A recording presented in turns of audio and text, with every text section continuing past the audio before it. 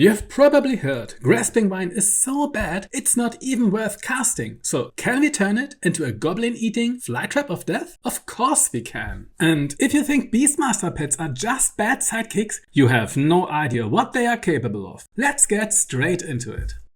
Grasping Vine lets you pull enemies from 9 meters away into a 3 meter entangling zone centered on a towering stationary tentacle. On paper, that sounds amazing. Long range repositioning and battlefield control every single turn. But in practice, there are two major problems. The Vine's pulling ability doesn't scale with your spellcasting stat. Whether it's a bug or design oversight, it uses its own intelligence, which is just 2. That results in a saving throw of DC 12. And that means it fails a lot. To solve that, you will usually need to summon multiple vines just to make the mechanic consistent. One misses, but maybe the next one lands.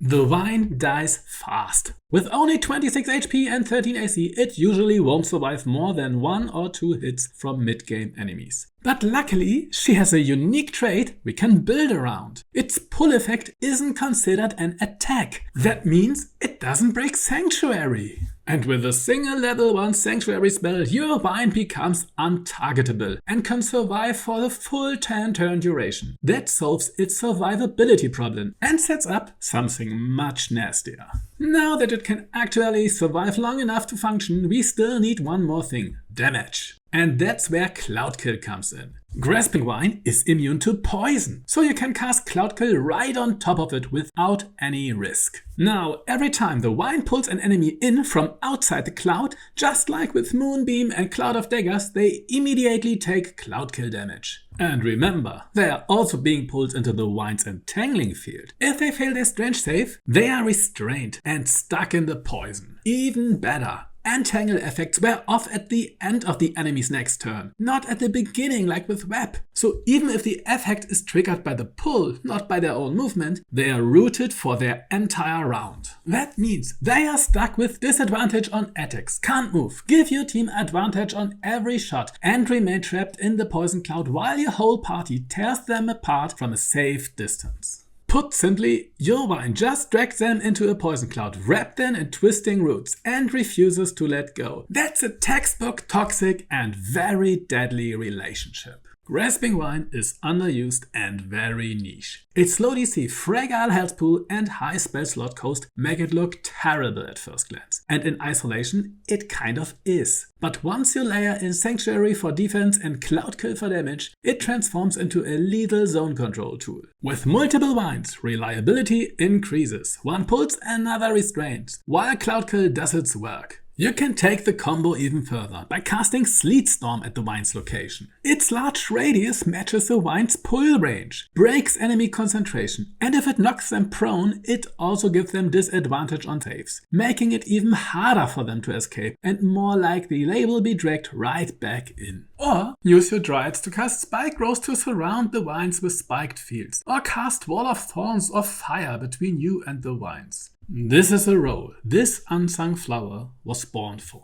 It won't win fights by itself, but with the right synergies, Grasping Vine becomes a nightmarish Venom's flytrap of doom, and an incredible addition in a true Druids-based summoner's arsenal. Beastmasters can summon a variety of loyal animal companions to fight by their side, each with their own unique roles, stats and playstyle. As you level up, they scale alongside you, gaining extra attacks, new abilities, bonus action options and improved survivability. Your pet will evolve from a frightful puppy into a battle-hardened companion, one that charges into the fray, reviving dying allies and fights shoulder to shoulder with you. Eventually, they will become like an overpowered lassie on steroids. Let's dive into each one, starting with a bear. You call to your side a fur-covered wall of hit points with claws and a growl that echoes across the hills. At level 3, Ursa starts out relatively vulnerable. She can taunt enemies with goading roar, but the DC is low and even when it lands, she can't take much of a beating yet. She is not useless, but don't expect too much from the young bear pup. Things start to change at level 5. Ursa becomes sturdier. Her roar has a real chance to land on 1 or 2 enemies and most importantly, she learns Honeyed Paws. If the target is holding a weapon, she disarms them. If they are unarmed, she knocks them prone. No saving throw, just a hit roll. That's essentially like casting command drop weapon every turn while dealing damage. Ursa still isn't a true tank yet, but she's oppressive and disruptive, turning heavy armed threats into helpless tin cans. At level 11, Ursa finally earns her name, Ingens. She gets a big leap in stats, double attacks per turn, stronger taunts, and can use honeyed paws twice, disarming or knocking down multiple enemies each round. She also gains the ability to summon a secondary Ursa Major, AI controlled but useful for adding frontline pressure. By her final form, the bear stands shoulder to shoulder with top tier summon spells. She scales extremely well with buffs, whether it's resistance, healing, or extra actions. Ursa excels as a defensive support summon. She doesn't pump out raw damage, but she absorbs hits, draws attention away from squishier allies, and she disrupts enemy actions, forcing them to drop their weapons. It's basically playing inverse fetch. Instead of them throwing sticks for the bear knocks weapons out of their hands and they have to run off and fetch them back. And once Ursa's fully grown, she doesn't just hold the line, she becomes the line. A roaring wall of fur and fury that enemies can't bypass, ignore, or withstand. Varus is your raging little berserker, bringing ferocity, damage and a surprising amount of control to the battlefield. But at level 3, he is basically just a helpless piglet. He barely has any meaningful defenses and his signature boar charge is very likely to miss at every attempt. Even worse, that charge often leaves him exposed deep in enemy lines, with lucky to survive a single hit from a goblin. At this point in the game, almost every other ranger companion is a more impactful pick. At level 5, Varus evolves into Varus Major, now wearing a horned helmet and glowing eyes, like he just walked out of a Warhammer Orc and Goblins army list. He gains access to rage, just like a barbarian. That means physical resistance, bonus damage and more durability. Plus a second tusk attack every turn via Frenzied Strike as a bonus action. He started as a loyal piglet, but skipped the early training, give him a few levels, and now he is headbutting everything in sight, like you forgot his snack time. The power spike at this stage is massive, and in terms of raw damage output, Varus Major is one of the best companions you can get at level 5. At level 11, Varus becomes Varus Calamitosos, and the battlefield starts to get messy. More durability, better base stats, and a nasty new trick, kick up mud.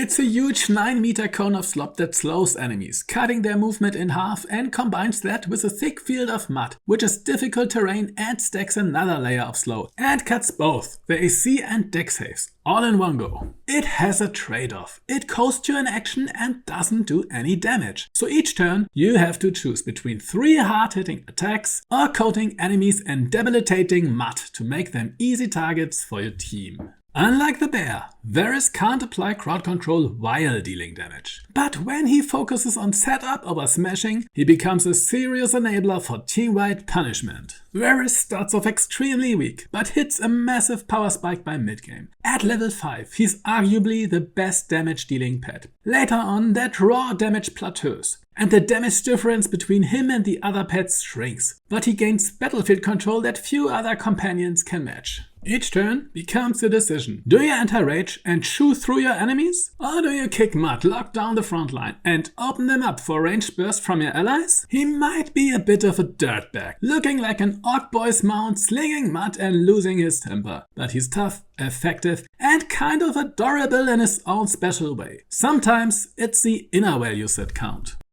At level 3, the creepy wolf spider Aranea crawls onto the battlefield. She's well armored early on, but can still fall to a lucky hit. But it would be a mistake to underestimate her. She brings a huge advantage right from the start. Her web ability, smaller radius version of the wizard spell, can be cast outside of combat and doesn't require concentration. This makes her pre-weave entire battlefields with sticky terrain, primed to trap whatever walks in. At level 5, Aranea evolves into Aranea Major, gaining better durability, stronger webs and a new ability, Cocoon. Cocoon is able to hold a creature paralyzed for up to 3 turns, requiring recurring saves and 2 failed saves before the enemy will lose its first turn and breaks instantly on damage. On paper, Cocoon sounds strong, but in practice, with such a high chance of not even working, it's often better to ignore it. But her web gets a major power spike, jumping to DC 15. This 20% boost to web capture chance transforms her into a lurking mastermind. Enemies who walk into one of your carefully placed traps are now far more likely to get stuck. This is where she starts to feel like a predator. Enemies don't know it yet, but their fate was sealed the moment they walked into the first of your dozen webs. At level 11, she becomes Aranea Aculata, armored in a shimmering azure carapace and nearly impossible to hit. And this is where her playstyle shifts from trap layer to executioner.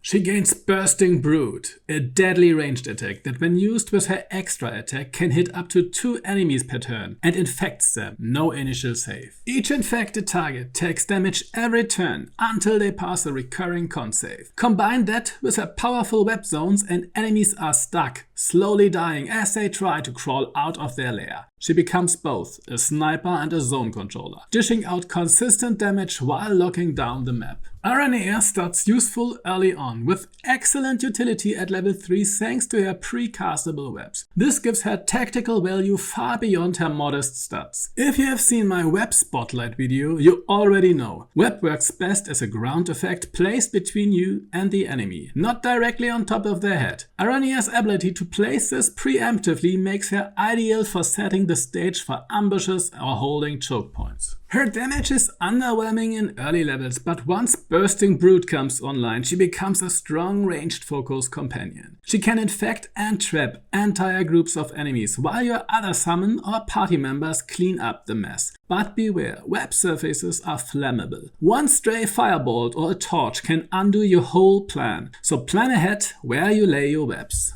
When played to her strength, Aranea is a master manipulator, a fate weaver who lays down a battlefield of death, lures enemies in and watches them fall. Poisoned, webbed, infected, doomed.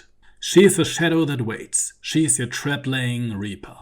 On Silent Wings, the Raven Corvus arrives at level 3. He's well protected by high AC, but still just one unlucky hit away from being grounded. Thankfully, he comes with Rend Vision, a reliable blind that lasts 2 turns with no saving throw. This makes him, along with Aranea, one of the most tactically useful companions at early levels. Blinding is especially effective against ranged enemies like archers and spellcasters. Once blinded, they can't hit anything beyond a few meters. His strategy is simple but effective. Fly in, blind the target, retreat, repeat. Just be careful. If multiple enemies target him at once, he can fall fast. At level 5, Corvus evolves into Corvus Major. His defenses improve and he gains a new ranged option, Bad Omen. It deals solid damage and on a failed save applies Raven's Curse, giving all attacks against that enemy advantage. The effect is decent, but less impactful than his guaranteed blindness from Rend Vision. Still, Bad Omen gives him an option to stay at range when he can't safely engage in melee or reposition afterward.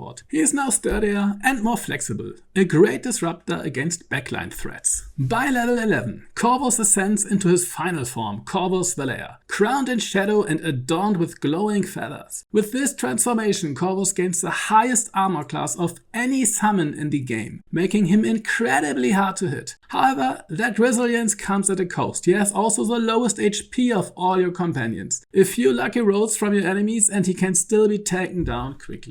He gains 2 major upgrades. First, Murder of Ravens. He can now summon 2 AI-controlled ravens to fight alongside him. Should they fall, they can be resummoned anytime, giving him free extra targets, pressure and distractions for enemies. Second, Shadow Flight. Every time Corvus flies to a new location, he drops a field of magical darkness where he lands. He can move through the darkness without suffering its usual drawbacks, though he can't make ranged attacks from within it. His summoned ravens are immune to the blinded condition. This makes it a powerful tool for blocking line of sight, shielding vulnerable allies, or cutting enemies off from the fight. And with 2 attacks per turn, he can now blind 2 enemies every round. Combined with Shadow Flight denial zones, Corvus becomes one of the most tactical summons available. Corvus is a mystic deceiver, a shadow on wings who blinds his enemies, evades retaliation and twists the battlefield to his will. From level 3 onward, he offers valuable crowd control through reliable blindness. At level 11, he becomes a full-on hit-and-run controller, creating vision denial zones and spawning minions to wear down enemies. He's not built for raw damage like Aranea or Varys, but in terms of countering ranged threats and disrupting enemy positioning, he's unmatched. Just remember, he's still fragile. One hard hit can take him down, but thanks to Murder of Ravens, he always has reinforcements and plenty of ways to stay just out of reach. When played to his strength, Corvus can single-handedly harass an entire enemy team, blinding, evading and chipping them down without ever giving them a clear shot in return. On Silent Wings, Night Falls and Dark Omens have already taken flight. Lupus is a proud warrior, loyal to his master and always at their side. At level 3 he's just a young pup, as vulnerable as most companions at this stage. His prone effect rarely lands, but his passive, gaining advantage when beside an ally, gives him more reliable damage output when standing shoulder to shoulder with his pack leader.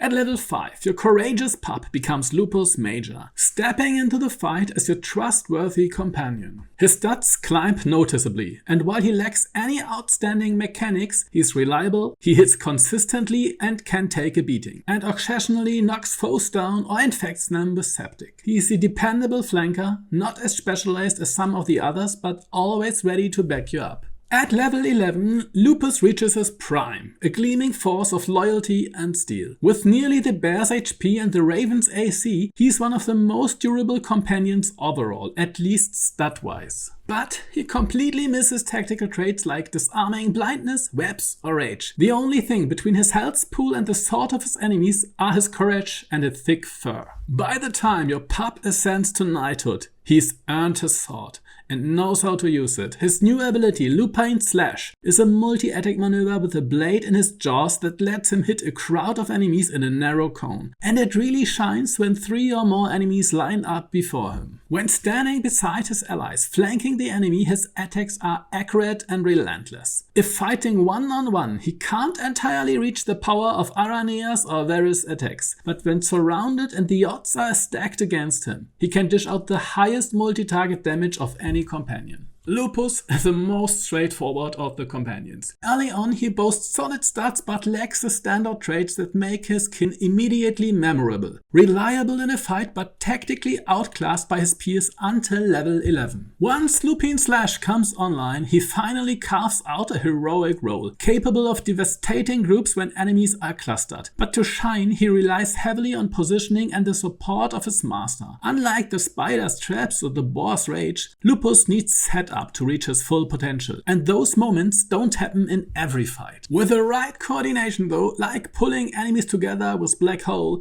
he can unleash a sweeping arc of steel, cutting down foes in a single motion. When the battlefield stacks against you, Lupus turns it into an opportunity, leaping into the fray with his sword in his jaws, slashing through the darkness at his master's side. He might not be as treacherous as a spider, as ferocious as a boar or disruptive as a bear, but he has the courage to stand beside you through it all, armored, loyal, and striking through the chaos with his sword held high.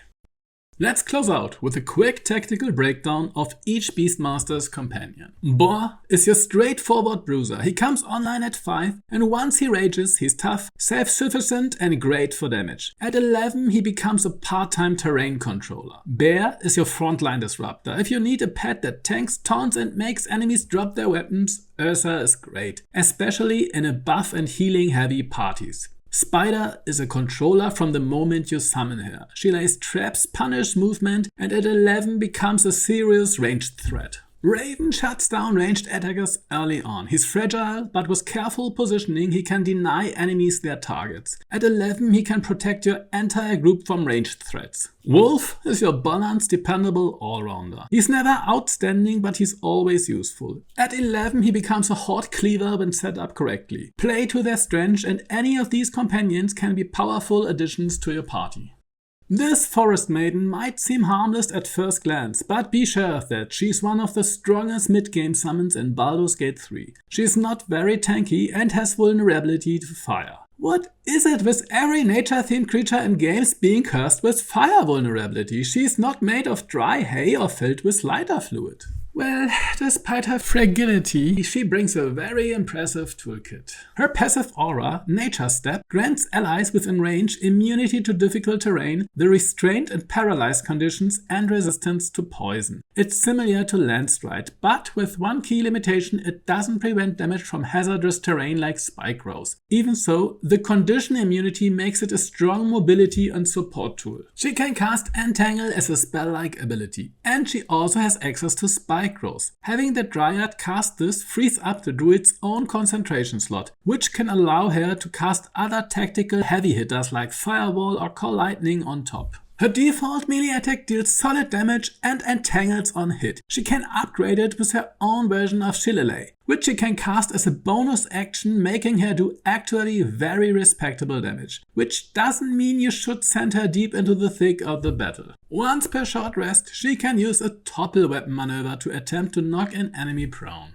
For sustain, she has 2 charges of Goodberry, which is basically half of a level 1 spell slot, allowing her to heal herself. I guess someone on the design team was fine giving her unlimited spike growth, but drew the line at a 3rd Goodberry. Finally, her most unique ability is Fallen Lover, which summons a Woodwood to fight by her side. The Wood is fully controllable by the player and comes with its own set of powerful abilities. Looking at all of this, if a group of strangers stumbled into your fight, they would probably assume she is a druid and you are the druid summon. The Woodwood is essentially a mobile tree stump armed with a club and a shield. His passive trait allows him to regenerate HP when he is standing on a twisting vine surface, which can be created by the Entangle spell. And no, spike growth doesn't count. Apparently standing on razor sharp thorns doesn't soothe the soul quite like a gentle Entangle. He has 2 Entangle style abilities with different radius values. These are not cast on the ground, but rather targeted directly at enemies, making them functionally different from the standard version. The Dryad is one of the most powerful 4th level summons you can get your hands on. While she's fragile, she hits hard and she excels at battlefield control with Entangle and Spike Growth. Her spells can be used proactively: Spike Growth to punish approaching enemies or Entangle to lock down melee threats and prevent them from slipping past your front line, while debuffing them, and in effect give your team the upper hand in close quarters. Casting Entangle directly on top of the enemy can maintain its effect into the enemy's next turn due to its nature to only clear at the end of your enemy's turn, which is great for forcing disadvantage on attacks and granting your allies advantage when attacking restrained targets. Since the Wood's healing triggers at the start of his turn, it's almost always better to have the Dryad cast Entangle on him, so he's already standing in vines when his turn begins. If he tries it himself, he will need to waste a turn, stop attacking, and pray his concentration doesn't break before it pays off. Spoiler, it usually does. That said, if the Wood is engaging targets at range, he can use his Entangle on incoming threats. But if he's already in melee, it's usually better to let him keep swinging while the Dryad handles support from the backline. To break it down, in ranged scenarios, let the Dryad cast Spike Growth while the Wood uses Entangle to slow advancing enemies. In melee encounters, prioritize Entangle with the Dryad, letting the Wood capitalize with club attacks and regeneration. Together, they form a powerful control duo. The Dryad effectively replaces the need for the Druid to manage terrain control, while the Wood serves as a frontliner who benefits greatly from her support. With smart positioning and timing, the Dryad and the Woodwood can control the battlefield, lock down enemy movements, and free up your Druid to focus on other high-impact concentration spells. For a 4th level spell, that's an incredible return on investment. Nature's answer to your call can take many forms. Whether it's invoking the forest breath through a powerful Dryad who entangles enemies in vines and thorns, or summoning a loyal companion as a Beastmaster Ranger, be it a silent swarm of ravens that blind foes and comes with wings of darkness, or a fearsome duo of bears that slam their enemies into the ground, leaving them open for your finishing strike. Now you are ready to unleash the creatures of the wild upon your foes. That concludes part 4 of the Summoner's Handbook guide series. Next up, we will explore the manifestation of light, law, and divine judgment, powerful beings of celestial heritage summoned by clerics to carry out the will of their gods. If you enjoy in-depth analytical content like this, make sure to like, subscribe, and stay tuned for more. And until then, have a great time with your fluffy friends of nature.